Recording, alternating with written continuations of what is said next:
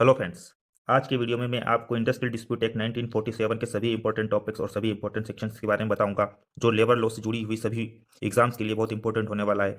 आपने सिर्फ अगर मेरा वीडियो देखकर ही अगर एग्जाम में जाओगे तो मेरी 100% गारंटी है कि इससे बाहर एक भी क्वेश्चन नहीं आएगा। इसके लिए आपको पूरा मेरा मेरा पूरा वीडियो देखना पड़ेगा। अगर आपको वीडियो वीडियो अच्छा लगे तो वीडियो को लाइक शेयर और वीडियो पर कमेंट जरूर करना, और चैनल पर पहली बार आए हैं तो चैनल को सब्सक्राइब जरूर करना। चलिए दोस्तों, स्टार्ट करते हैं industrial dispute act 1947। Industrial dispute act 1947 1 अप्रैल 1947 से पूरे भारत में लागू हुआ था। सेक्शन 1 में इसकी एप्लीकेबिलिटी दी गई है। यह इंपॉर्टेंट है, यह एग्जाम में आ सकता है। सेक्शन 2 जे के अंदर इंडस्ट्री उद्योग की परिभाषा को दर्शाया गया है। यह मोस्ट इंपॉर्टेंट है। इसमें आपसे डायरेक्ट क्वेश्चन पूछा जा सकता है कि इंडस्ट्रियल डिस्प्यूट एक्ट 1947 में इंडस्ट्री की परिभाषा को कौन से सेक्शन में दिखाया गया है। तो सेक्शन 2 जे के अंदर इंडस्ट्री की परिभाषा को दिखाया गया है, जिसके अनुसार एम्प्लॉय और लेबर के सहयोग से किसी भी वस्तु के उत्पादन, वितरण तथा सेवा हेतु संचालित या व्यवस्थित क्रियाकलाप को उद्योग कहा जाता है। लेकिन इसके अंदर किसे शामिल नहीं किया गया है। कृषि संबंधित कोई कार्य अर्थात एग्रीकल्चर से रिलेटेड कोई भी काम, शैक्षणिक वैज्ञानिक शोध एवं प्रशिक्षण संबंधित कोई कार्य, चिकित्सालय, औषधालय, खादी ग्राम उद्योग, सरकार की कोई भी क्रियाकलाप, परमाणु ऊर्जा एवं मंत्री से संबंधित या प्रतिरक्षा एवं अनुसंधान, कोई भी घरेलू कार्य या कोई सरकारी समिति इंडस्ट्री की परिभाषा में नहीं आते हैं। तो आपसे यह भी पूछा जा सकता है कि इंडस्ट्रियल डिस्प्यूट एक्ट में किसे इंडस्ट्री की परिभाषा में शामिल नहीं किया गया है। तो आपको यह याद होना चाहिए कि उद्योग की परिभाषा में किसे शामिल नहीं किया गया है। इसके अलावा कोई भी क्रियाकलाप जिसमें कोई व्यक्ति या व्यक्तियों का निकाय कार्य करता है तथा निकाय द्वारा नियोजित व्यक्तियों की संख्या 10 से कम हो, तो उसे इंडस्ट्री में शामिल नहीं किया जाएगा। यह सेक्शन बहुत इंपॉर्टेंट है। नेक्स्ट इंपॉर्टेंट सेक्शन है सेक्शन 2 के। इसमें इंडस्ट्रियल डिस्प्यूट की परिभाषा को दिखाया गया है। इस परिभाषा के अनुसार इंडस्ट्रियल डिस्प्यूट डिस्प्यूट मतलब इंप्लॉय और एम्प्लॉयर के बीच डिस्प्यूट, इंप्लॉय एंड वर्कमैन के बीच में डिस्प्यूट, वर्कमैन एंड वर्कमैन के बीच में डिस्प्यूट। कोई भी विवाद वास्तविक हो, विवाद के पक्षकार स्पष्ट हो, विवाद का विषय और मामला स्पष्ट हो, जो कि इंडस्ट्री से रिलेटेड हो, इंडस्ट्रियल डिस्प्यूट कहलाता है। यह सेक्शन 2 के में दिखाया गया है। यह बहुत इंपॉर्टेंट है। डायरेक्ट क्वेश्चन पूछा जा सकता है कि इंडस्ट्रियल डिस्प्यूट की परिभाषा इंडस्ट्रियल डिस्प्यूट एक्ट के किस सेक्शन के अंदर आती है। तो आपको आंसर देना है सेक्शन 2 के में इंडस्ट्रियल डिस्प्यूट को दिखाया गया है। या फिर आपसे यह भी पूछा जा सकता है कि डिस्प्यूट किसके बीच हो सकता है। तो एम्प्लॉइज और एम्प्लॉयर के बीच, एम्प्लॉइज और वर्कमैन के बीच, वर्कमैन और वर्कमैन के बीच डिस्प्यूट है तो वह औद्योगिक विवाद अर्थात इंडस्ट्रियल डिस्प्यूट होगा। इंडस्ट्रियल डिस्प्यूट एक्ट 1947 की धारा 2 के में ले ऑफ को दिखाया गया है। ले ऑफ में 3 कंडीशन होती हैं। ए, अगर किसी कर्मचारी को इंडस्ट्री में बुलाया गया है, उसे प्रथम 2 घंटों में काम नहीं मिलता है, 2 घंटों में काम नहीं मिलता है और उसे वापस घर भेज दिया जाता है, तो यह स्थिति लेड ऑफ हो जाती है। लेकिन अगर किसी कर्मचारी को काम पर बुलाया जाता है, उसे फर्स्ट शिफ्ट में काम नहीं मिलता और सेकंड शिफ्ट में काम मिल जाता है, सेकंड शिफ्ट में अगर उसे काम मिल जाता है तो इसे हाफ ले ऑफ कहते हैं। लेकिन अगर किसी कर्मचारी को सेकंड शिफ्ट में भी काम नहीं मिलता, सेकंड शिफ्ट में भी काम नहीं मिलता है, तो उसे फुल बेसिक प्लस डीए का भुगतान किया जाता है। इन तीनों कंडीशन में से कोई भी कंडीशन आपके एग्जाम में पूछी जा सकती है, या फिर डायरेक्ट सेक्शन पूछा जा सकता है कि ले ऑफ को किस सेक्शन के अंदर दिखाया गया है। तो इसका आंसर है 2 के। और इसमें तीनों कंडीशन आपको पता होनी चाहिए। इन तीनों कंडीशन में से कोई भी क्वेश्चन डायरेक्ट आपके एग्जाम में आ सकता है। सेक्शन 2 में कर्मचारी की परिभाषा को दिखाया गया है, जिसके अनुसार काम सीखने वाला कोई व्यक्ति भी इसमें सम्मिलित है, चाहे वो अप्रेंटिस है, उसे भी कर्मचारी कहा जाएगा। वो मजदूरी या पुरस्कार के बदले या शारीरिक शारीरिक कुशल अकुशल श्रमिक, तकनीकी संचालन, लेखा संबंधित या निरीक्षण संबंधित कार्य या विवाद के समान समय निकाल दिया गया हो या छटनी कर दी गई हो, श्रमिक में शामिल है। लेकिन किसे श्रमिक नहीं कहा जाएगा अर्थात कर्मचारी नहीं कहा जाएगा। कोई वायुसेना, थल सेना और नौसेना से संबंधित कोई व्यक्ति या कर्मचारी, पुलिस कारागार का कोई अपराधी या अन्य कर्मचारी, मुख्य रूप से प्रबंधन व प्रशासनिक अधिकारी। बहुत इंपॉर्टेंट है कि अगर कोई व्यक्ति सुपरवाइजरी वर्क या निरीक्षण संबंधी कार्य कर रहा है और उसकी सैलरी 18,000 रुपये प्रति माह से अधिक है, तो उसे श्रमिक नहीं माना जाएगा। यह क्वेश्चन डायरेक्ट आपके एग्जाम में आ सकता है और इसमें कर्मचारी की परिभाषा डायरेक्ट पूछी जा सकती है। यह मेरे एग्जाम में आया था। सेक्शन 2 के अंदर कर्मचारी वर्कमैन की परिभाषा को दिखाया गया है। तो आप इस सेक्शन को जरूर जरूर याद कर लीजिएगा। इंडस्ट्रियल डिस्प्यूट एक्ट 1947 की धारा सेक्शन 2 में हड़ताल को दिखाया गया है। हड़ताल की परिभाषा आपसे डायरेक्ट क्वेश्चन पूछा जा सकता है कि हड़ताल कौन से सेक्शन में है, तो डायरेक्ट आप आंसर करेंगे इसका। सेक्शन 2 में हड़ताल को दिखाया गया है। नेक्स्ट इंपॉर्टेंट सेक्शन है सेक्शन 2 के अंदर लॉकआउट। लॉकआउट लॉकआउट मतलब तालाबंदी या कामबंदी, इस सेक्शन के अंदर आते हैं।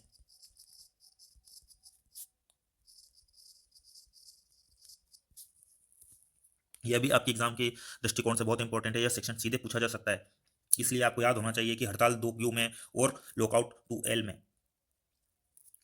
हड़ताल और लॉकआउट में आपको अंतर पता होना चाहिए। हड़ताल का मतलब है कि कर्मचारी के द्वारा अपनी मांगे मनवाने के लिए हड़ताल की जाती है, जबकि लॉकआउट नियोक्ता द्वारा मतलब एक मालिक के द्वारा अपनी मांगे मनवाने के लिए अस्थायी रूप से संस्थान या रोजगार को बंद कर देना या मांग पूरी हो जाने पर संस्थान को पुनः चालू कर देना ना लॉकआउट होता है। लेकिन किसे लॉकआउट नहीं कहेंगे। कोई अगर देरी से आता है उसे काम पर जाने से रोकने के लिए, आवश्यकता से अधिक श्रमिकों को छटनी करने के लिए, नई मशीनों की स्थापना करने के लिए काम को रोकना या अवैध हड़ताल के कारण तालाबंदी करना लॉकआउट की परिभाषा में नहीं आता है। एक और मोस्ट इंपॉर्टेंट सेक्शन है सेक्शन 2CCC, सॉरी 2CCC नहीं है, वो 2CC।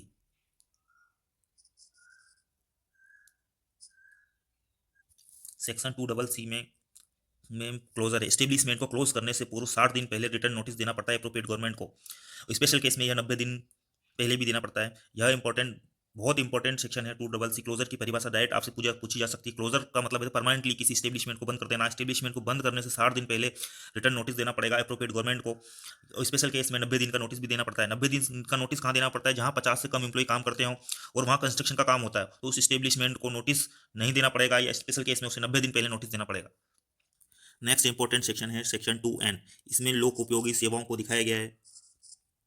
आपसे पूछा जा सकता है कि लोक उपयोगी सेवाएं कौन से सेक्शन में है, तो धारा 2N में है और इनकी अनुसूची 1 में वर्णित वो लोक उपयोगी सेवाएं कौन सी हैं, तो अनुसूची 1 में वर्णित सेवाएं लोक उपयोगी सेवाएं हैं। ये मोस्ट इंपॉर्टेंट है। इंडस्ट्रियल डिस्प्यूट एक्ट 1947 की धारा 3 में कार्यशाला अर्थात वर्क कमेटी को की परिभाषा को बताया गया है। वर्क कमेटी की परिभाषा मतलब वर्क कमेटी कहाँ पर होगी? किसी संस्थान में जहाँ पर 100 या 100 से अधिक व्यक्ति नियुक्त हों, पिछले 12 महीने में किसी भी दिन नियुक्त किए गए हों, तो ऐसे संस्थान में नियोक्ता को उपयुक्त सरकार से विशेष आदेश द्वारा एक कार्य समिति बनाने का निर्देश दे सकती है। इसमें एम्प्लॉय और एम्प्लॉयर के इक्वल रिप्रेजेंटेटिव होते हैं और वर्क कमेटी अपना फैसला 30 दिन में देती है। 30 दिन के अंदर इन्हें देना ही होता है। सेक्शन 4 में है कंसुलेशन ऑफिसर।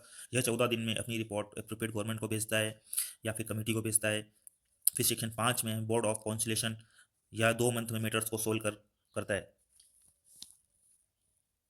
बोर्ड ऑफ काउंसिलेशन की पावर, यह उन इमारतों और संस्थानों में प्रवेश कर सकता है जो विवाद से संबंधित किसी संस्थान के आधिपत्य में है, लेकिन इसे एक नोटिस देने के बाद ही यह उन जगहों पर जा सकता है। बोर्ड को वही शक्तियां प्रदत्त है जो किसी दीवानी प्रक्रिया संहिता के अधीन किसी दीवानी अदालत को दी जाती हैं। प्रत्येक बोर्ड द्वारा जांच या अनुसंधान को भारतीय दंड संहिता की धारा 193 और 228 के अर्थ में एक न्यायिक प्रक्रिया समझा जाता है। यह बहुत इंपॉर्टेंट है। सेक्शन 6 में है कोर्ट ऑफ इंक्वायरी अर्थात जांच न्यायालय। सेक्शन सेक्शन 7 में श्रम न्यायालय अर्थात लेबर कोर्ट को दिखाया गया है। लेबर कोर्ट सिर्फ शेड्यूल 3 में वर्णित मैटरों को ही सोल्व करता है और जिसका इफेक्ट 100 से कम लोगों पर पड़ता है। श्रम न्यायालय में एक या एक से अधिक व्यक्ति श्रम न्यायालय एक से अधिक लेबर कोर्ट हो सकते हैं। लेबर कोर्ट एक या एक से अधिक हो सकते हैं। इसमें केवल एक ही व्यक्ति के द्वारा गठित किया जाता है जो न्यायालय के पीठासीन अधिकारी के रूप में नियुक्त होता है। न्याय लेबर कोर्ट का जज बनने के लिए कौन कौन सी योग्यताएं होनी चाहिए?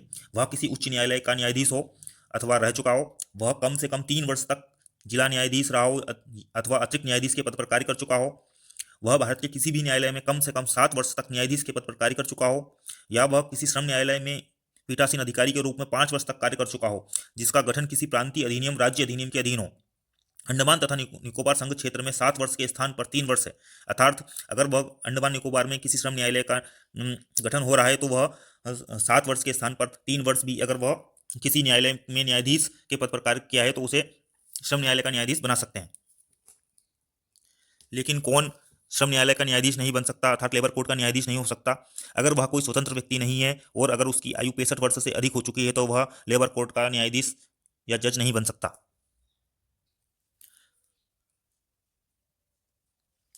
सेक्शन 7 में इंडस्ट्रियल ट्रिब्यूनल अर्थात औद्योगिक न्यायाधिकरण के बारे में बताया गया है।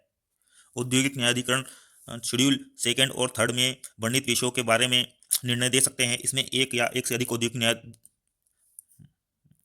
एप्रोप्रिएट गवर्नमेंट एक या एक से अधिक औद्योगिक न्यायाधिकरण गठित कर सकती है। इसमें केवल एक व्यक्ति होगा जो समुचित सरकार द्वारा नियुक्त होगा।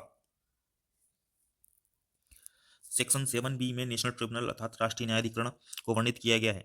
केंद्रीय सरकार राष्ट्रीय महत्व के विवादों के क्रियान्वयन के लिए एक राष्ट्रीय न्यायाधिकरण का गठन कर सकती है या फिर एक से ज़्यादा राष्ट्रीय न्यायाधिकरण का भी गठन कर सकती है। इसमें न्यायाधिकरण में केवल एक ही व्यक्ति होगा जो केंद्र सरकार के द्वारा नियुक्त होगा। इसके लिए योग्यताएं, वह किसी उच्च न्यायालय का जज हो या रहा हो और इसके लिए क्या योग्यता होगी? वह किसी उच्च न्यायालय का न्यायाधीश नहीं हो या नहीं रहा हो, उसने कम से कम 2 वर्षों तक ये श्रम अपील न्यायाधिकरण के अध्यक्ष पद या इससे दूसरे सदस्य के रूप में धारण नहीं किया हो, तो वह नेशनल ट्रिब्यूनल का जज नहीं बन सकता। नेशनल ट्रिब्यूनल के जज को 2 असेसर अर्थात सलाह देने के लिए नियुक्त अप्रोप्रिएट गवर्नमेंट 2 असेसर नियुक्त कर सकती है। दोस्तों, आज के वीडियो में बस इतना ही। वीडियो अधिक बड़ा होने के कारण मैं सारी जानकारी इस वीडियो में नहीं दे पाऊंगा। अगर आपको वीडियो अच्छा लगा हो तो वीडियो को लाइक कर देना। वो जो भी आपका दोस्त लेबर लॉ से रिलेटेड किसी एग्जाम की तैयारी कर रहा हो उस तक इसे शेयर कर देना। अगर आप मेरे चैनल पर पहली बार आए हैं तो चैनल को सब्सक्राइब कर देना। अगर आपने मेरे इस वीडियो को अच्छा रिस्पॉन्स दिया तो मैं इस वीडियो का पार्ट 2 जरूर बनाऊंगा। मिलते हैं इसके सेकेंड पार्ट में। धन्यवाद।